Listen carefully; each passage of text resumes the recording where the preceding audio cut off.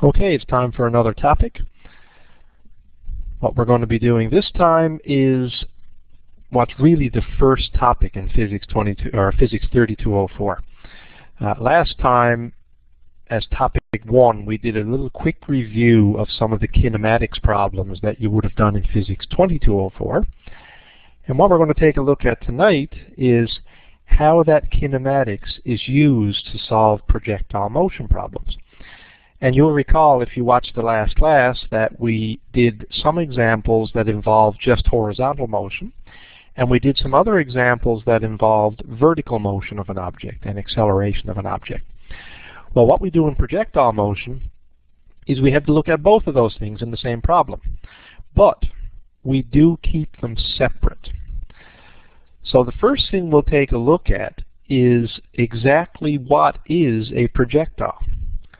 Okay, exactly what is a projectile, because sometimes questions do come up related to that on the public exam. So a projectile essentially is an object on which the only force acting is gravity. Okay, we ignore things like air resistance and that type of thing, but really what it is, the only thing is gravity. There's no force being applied to it, just gravity. So once we throw the object, or project it, sometimes we say, the object will continue to move due to its own inertia, and it's pulled downwards by gravity. And there's all kinds of examples of that. Okay, in the first one, and you can see some pictures here at the bottom of the screen. This one here, we've got someone who takes a ball and drops it straight down from the top of a cliff. That is projectile motion. Okay, it doesn't have to be moving horizontally and vertically to be projectile motion. Okay, even just moving vertically, if the only thing affecting it is gravity, then that is projectile motion. We could throw an object vertically upwards, like this, straight up and pretty much straight down. That's projectile motion. That would be a projectile. Or we could throw it at an angle so it follows this parabolic path. That's the most common projectile motion. When we think about projectile motion, that's the thing that normally comes to mind, like you throw a softball, you throw a rock, you throw a football, and it follows that parabolic path. Okay, that is a characteristic of projectile motion. So please do keep that in mind. So that's a projectile. Now, when we talk about projectile motion, we analyze it by looking at the two components independently of each other.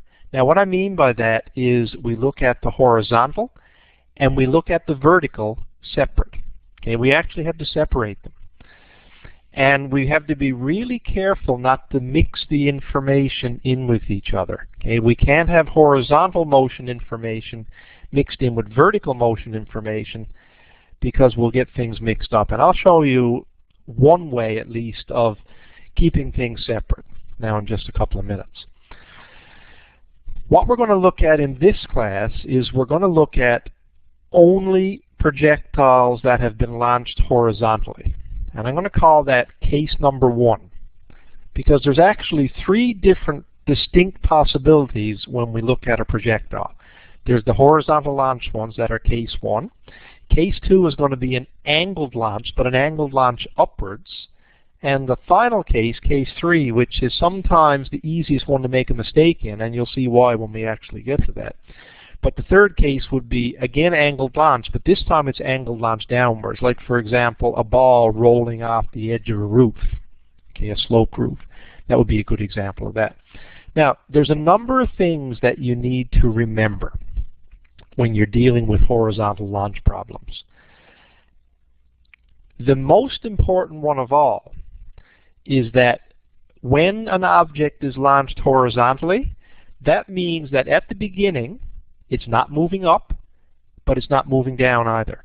So in other words, the initial velocity vertically, and we usually indicate that by V1y. V1 is usually what we use for initial velocity. And because we're talking about the vertical velocity, we stick a little y on it. And that's one way of keeping your information separate. And I strongly recommend doing that because it helps you keep it organized. And plus, if you make a mistake, the public exam marker can see more easily what you've done, and you're more likely to get maybe some marks if you deserve them. So V1Y is always 0 for horizontal launch, because the object hasn't started to fall downwards yet. It hasn't gone upwards. It's moving horizontally, like a ball rolling off a table, for example. At the instant it leaves the table, it's not moving down yet. At the next instant, it is. But we're only interested in right at the beginning for initial velocity. Okay? For acceleration vertically, and this is true all the time, okay, this doesn't change at all. The vertical acceleration, or AY, is always negative 9.80. Acceleration due to gravity, in other words. Negative 9.80 meters per second squared. Okay, that value is actually on your physics data sheet. That's a constant. 9.80 meters per second squared. Now, some of you may have gotten used to using 9.81, but I would caution you against that. It's probably not going to make a difference on the public exam, but sometimes if you use 9.81 instead of 9.80, it does throw off maybe the last significant digit, so you should be careful with that. The accepted value that we use in the course is 9.80. And then finally, the horizontal acceleration is 0, because there's no gravity in that direction, obviously, horizontally. There's no gravity pulling it sideways. But also, in projectile motion problems in high school, we ignore air resistance. In other words, it's uniform motion in the horizontal direction. Everything just keeps on going in a straight line. Inertia will carry it on forever and ever in a straight line if it didn't eventually hit the ground. But it does eventually hit the ground because the acceleration due to gravity is pulling it down all the time. So as it travels, it eventually reaches the ground. So horizontal acceleration 0. And another way to look at that is that means there is uniform motion in the horizontal direction. Let me write it down. This is uniform motion. Uniform motion. And uniform motion means that we don't have to worry about any of the acceleration equations. That's the beauty of it. Okay, there's only one equation when you're dealing with uniform motion, and that's V equals d over t. That's it. When you're dealing with the x direction, that's the only equation you need to worry about. That's it. So what we're going to do now that we've done that quick recap of what we mean by projectile motion and how we deal with horizontal objects or horizontal launches, let's look at some examples from old public exams. Now, I'm not going to identify which public exam these are from, because you really should, as part of your review, be going in and downloading those old public exams that are available on the Government of Newfoundland Department of Education website. Okay, it's a great resource. The answer keys are even there. So I strongly suggest you download them, do them, and check the answer key then to see what you had right, what you had wrong. There's no better way to study for the course. So we're going to do some examples from all publics. Like I said, I'm not going to tell you which ones they are, and I'm going to tell you which numbers they are on the exam. We're going to go through some representative examples, I'll call them. Some questions that are a little bit varied, but they kind of cover the topic fairly well. So we'll start with some multiple choice questions, and these are all going to be dealing with horizontal launch. We'll start with some multiple choice questions, and then we'll get into a couple of long answer questions as well, and we'll run through the solutions to those as well. So let's take a look first at a couple of multiple choice. So the first one you see there says we got an arrow that's shot horizontally with a velocity of 12 meters per second. So that velocity that you're given there, that's the horizontal velocity. So that, in other words, is Vx. That's your value of Vx. The range, another name for range, is the horizontal distance. So that's dx is 24 meters. We want to know how long is the arrow in the air. In other words, what is the time equal to? Now remember the equation I mentioned to you a minute ago. When you're dealing with horizontal motion, Now remember, this object does go vertically as well, but we're not interested in that because we're dealing with the horizontal only in this question. Remember, V equals d over t. That's the uniform motion equation, the only one you need to know. So Vx is equal to dx over t. That's the only equation you need to do this one. That's the beauty of it. We want to know the time, so I'm just going to rewrite that equation like this. Time equals dx divided by Vx. So dx is given to us, it's 24 meters. Vx is also given to us, it's 12 meters per second. And you don't even need a calculator to do that one. 24 divided by 12 is 2, so the answer is 2.0 seconds, or in this case, D. So that's a pretty straightforward one. That's what we would call a level 1 question. Well, no, actually, you could almost argue a level 2 for that question. It's a pretty easy level 2, though. And the reason it will be a level 2 instead of a level 1 question is because in this particular case, that formula is not on the formula sheet. Not really. It is in a way because it does say there that d equals vt plus a half at squared. Okay, but because the acceleration is 0 in the horizontal direction, you're left with d equals v times t. But because it has to be rearranged, okay, it's not really a level 1 question. Anyway, moving on. Let's try the next part. What is the range of a ball that's thrown horizontally again? Okay, and it's actually the same speed, isn't it? 12 meters per second. So there's Vx. And this is a different question, by the way, from a totally different exam. So, and the time of flight is 3.0 seconds. So that's t. We want to know what is the range. And remember, range means dx, or the horizontal distance traveled by that ball. Well, all you got to remember is d equals v times t. Now, if you can't remember that formula, just watch. This formula is on the formula sheet. This guy right here. That's straight off the formula sheet, and that's the way it's written there. But because the acceleration is 0, I can cross this part out, and I'm just left with d equals v times t. Okay, that's a great way to get that one, even though it's not given to you on the sheet. Anyhow, d equals v, which is 12, times t, which is 3.0, and that's an easy one to do without a calculator too. 12 times 3 is 36. So the answer to this guy is D. Okay, this one is D. Now, next one. We got a stone thrown horizontally again. Now, this time though it asks us, how high is the cliff? That's a distance again, but this time we're asked for dy. This time we're asked, what's dy equal to? What is it? Well, the time is given right here. Because we're moving vertically, I know the acceleration because it's always the same thing. It's always equal to this, negative 9.80, and that's, of course, meters per second squared. When I wrote there dy equals 0, that's not right, obviously. We don't know what dy is yet, so let's kill that and put a question mark there. Okay, and then finally, because it is thrown horizontally, because of that word right there, right away I know this piece of information. v1y is 0. I know that right away. Okay, and I said time equals 0 too. Boy, I'm not much of a roll here, am I? Anyway, 2.8 seconds is the time.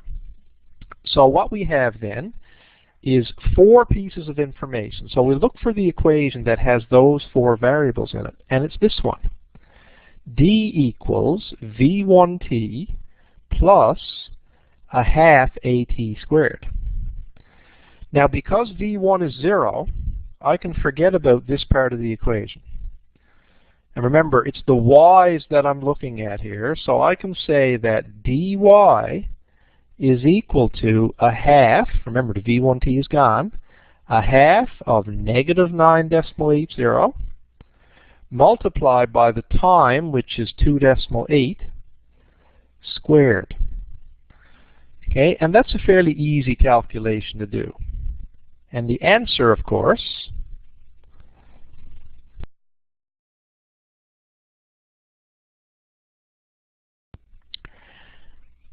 the answer to that is negative 38.4.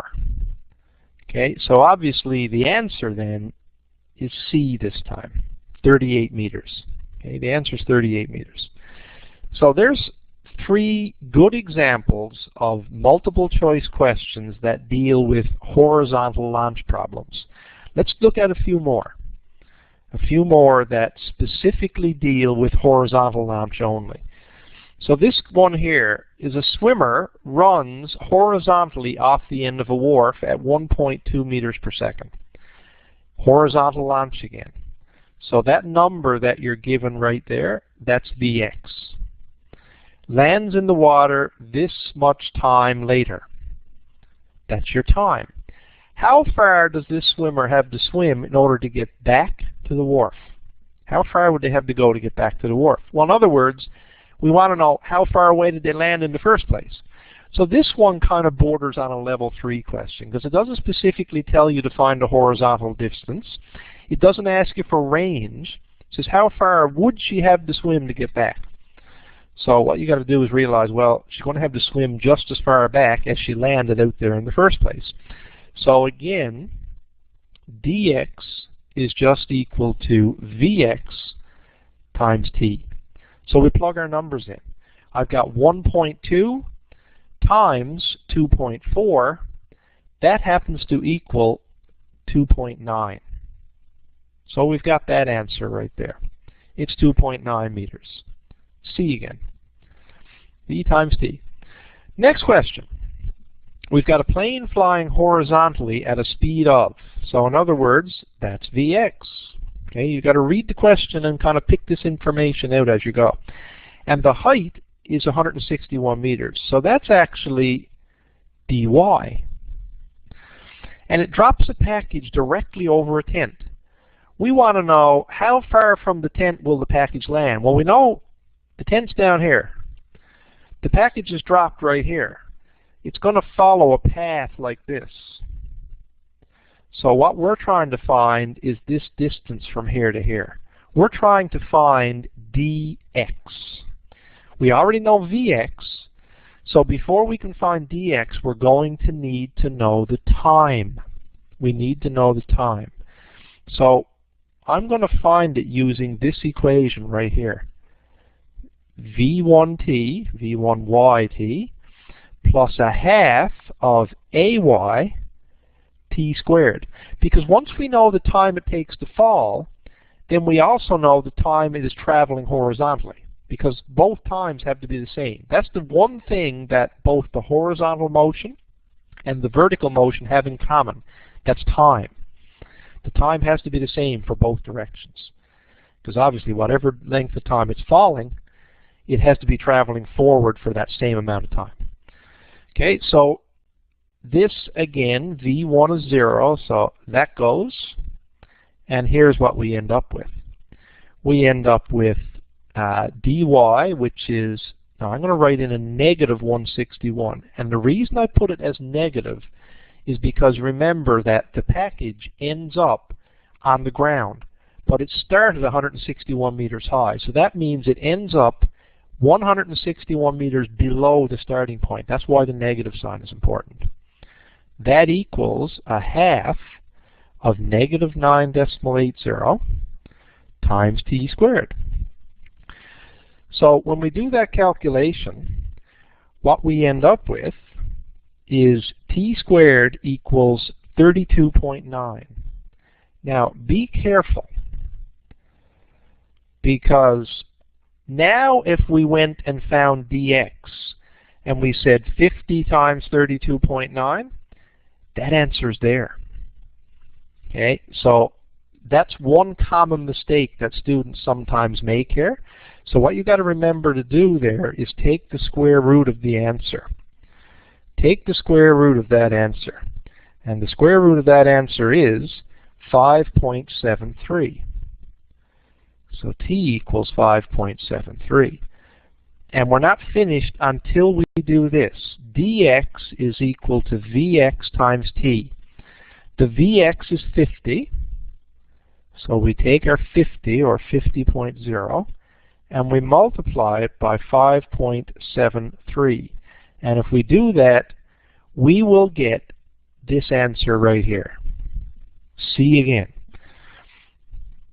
Now, all these questions didn't come from the same exam, so don't be getting excited that the answers are always C, because they're not, obviously. They do vary a bit. Anyhow, the last multiple choice on this page says we have a marble launched horizontally from the top of a building. So again, if it's launched horizontally, right away that tells us this, that V1y is 0. So it says, how far has the marble fallen when the vertical velocity is this? So V2y is equal to negative 16. That's V2, and we know that because it says down. And I know that AY is always negative 9.80. I'm trying to find DY. Well, the equation that I'm going to use is this one. 2AD equals V2 squared minus V1 squared. Okay, that's the one we're going to do. 2AD equals V2 squared minus V1 squared. Divide both sides by 2A. Like that, and you got D by itself. So D is equal to, V2 is negative 16, so that's squared. Take away 0 squared, divided by 2 times negative 9.80. Okay, so what we end up with when we do that calculation is 13.06. So 13.06, look at that, C again. All right, so those are some good examples of multiple choice that deal exclusively with horizontal launches, only horizontal launch. Okay, and the next class we'll actually look at some angle launches and how you treat those a little bit differently. But for now, we'll just deal with it this way. Let's look at a couple of good long answer questions that deal with the same idea. Okay, and again, these are off of old public exams. Now, this question that you see here on the screen now, it's a long answer question. It's also considered a level 3 question, because this one doesn't really specifically say what it wants you to find, does it? It asks you, will the car hit the target? But in order to figure that out, you've got to find out, well, how far away is that car going to be when it hits the ground? Okay, and this is very similar to the lab that you do in this unit, where you roll an object off the edge of a table and see how far away it is when it hits, and you use that to calculate the speed when it's at the beginning. So here's what we're going to do. We know how high the table is, and because we know how high the table is, and we know that V1y is 0, then we can figure out how much time passes. So we're going to use this formula right here. dy equals v1yt minus a half ayt squared. And you notice the y's, because I need to make sure that the vertical information and the horizontal information are separate from each other. Okay, so we plug in the answers or the numbers that we know. It's negative 0.75, you'll notice, because the car ends up 1 or 0.75 meters below the starting point. That's why it's negative. V1y times t, that's 0. Right, that's 0. And I got 4.9 there because that's half. That's half of AYT. And I just noticed there's kind of a typo there in a way. That should be a plus sign right here. That's the formula that's on the sheet. Okay. Now I know why they did it, because they said AY is negative.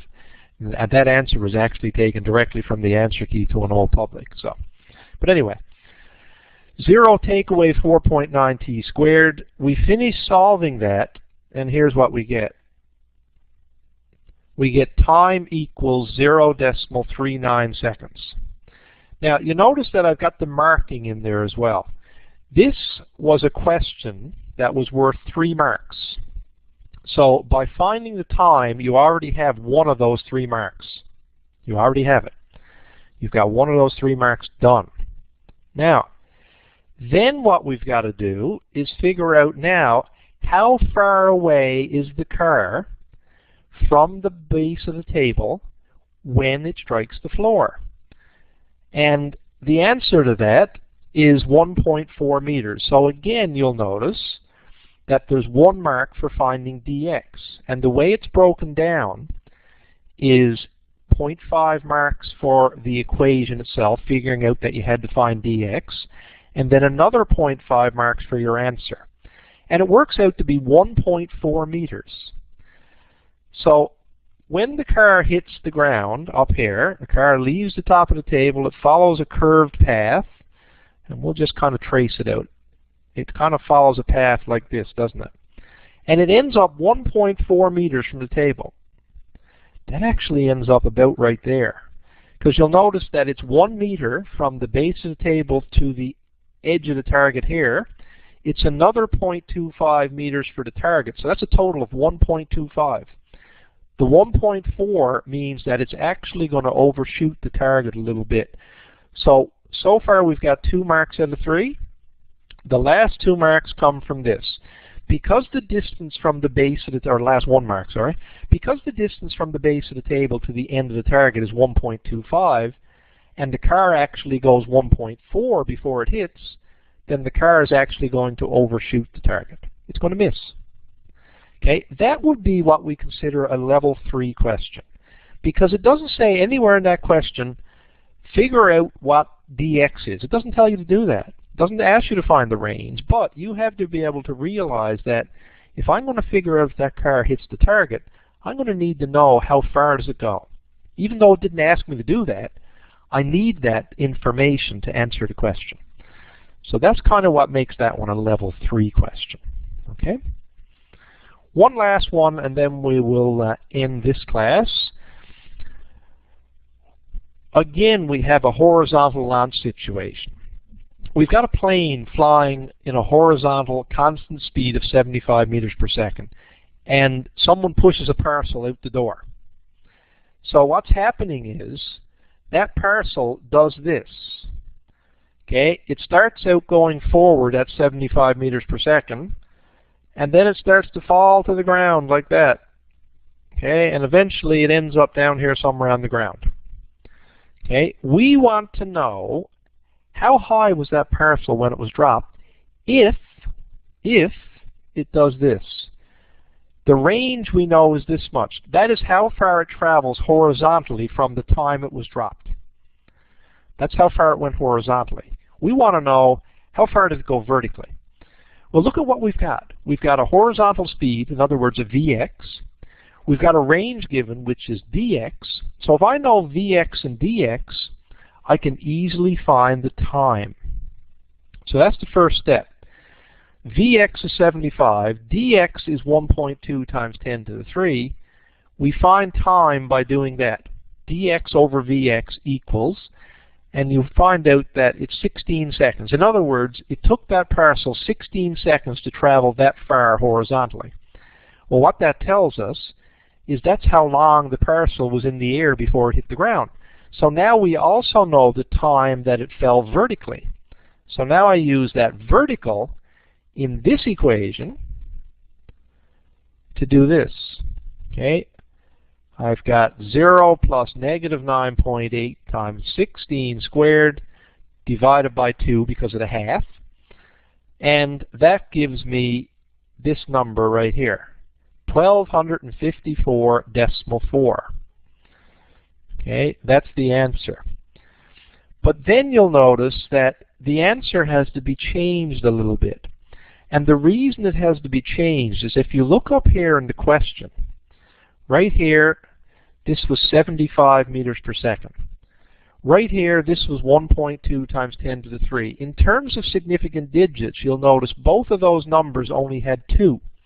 That means that your answer can also only have 2. That's why it has to be rounded off like that. That's why you should write it as 1.3 times 10 to the 3. In fact, on this particular exam, that may have been a 3-mark question, meaning that the 3rd mark, because if you look at the marking scheme that you see there right now, that's 1 plus a half plus a half. That's only 2 marks there yet. A lot of questions on part 2 are usually worth 3 marks or 4. Now sometimes they're only 2 marks, but a lot of times they're worth 3 or 4. And usually when that happens, especially one like this where there's not much work to it, that's really only worth 2 marks. But if that was worth 3 marks on an exam, then you could probably deduce from that that this is what they call a science and communication question. A science communication question. What that means is there will be a mark assigned to significant digits and units. So if you left your answer, for example, like this, if you left your answer like that at 1254.4 meters, you'd lose a half a mark because that's the wrong number of significant digits. If you left out the meters, you'd lose another half mark because you had the wrong units. In order to get full marks, you had to do 2 things. First of all,